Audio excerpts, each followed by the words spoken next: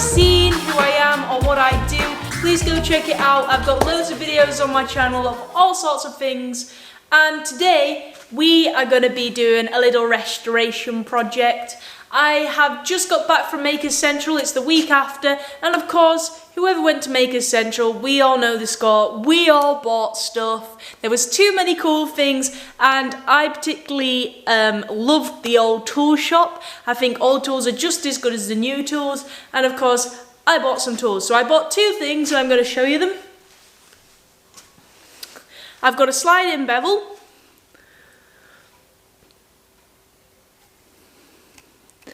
And the reason why I really like this one is because you tighten and loosen it from the bottom, which I think is such a good idea. I don't know why they don't make them like this anymore.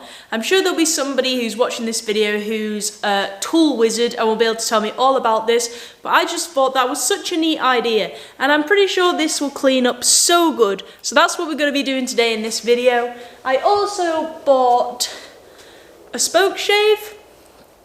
Now this is a Preston Sun spoke shave, and it does have a really nice pattern on. And this will also clean up really well too. I do have a similar one in this toolbox that I got years ago, and I cleaned that one up. And I actually did a video of that, but was too scared to put it up on YouTube because it was one of my first videos and it just disappeared. I don't know what happened to it, but it's gone. But I know at the time I was too scared to put it up. So let's do this one as, I kind of know what I'm doing with it. But this is going to be a whole different video. For today, we're just going to be cleaning up this slide-in bevel. So let's get to it. I hope you stick around and you like this video. Thumbs up all around, subscribe, check out my other videos, spread the word to your family and friends, and go check me out on Instagram because I'm on there too, and that will give you more of an insight what goes on every day in this workshop. Because I spend my life in here, but that's a good thing because I absolutely love it. So let's get to it, let's go. So first things first, I'm going to secure it down to my bench with just a cramp. I think I'll put it right at this end, start with nice and tight.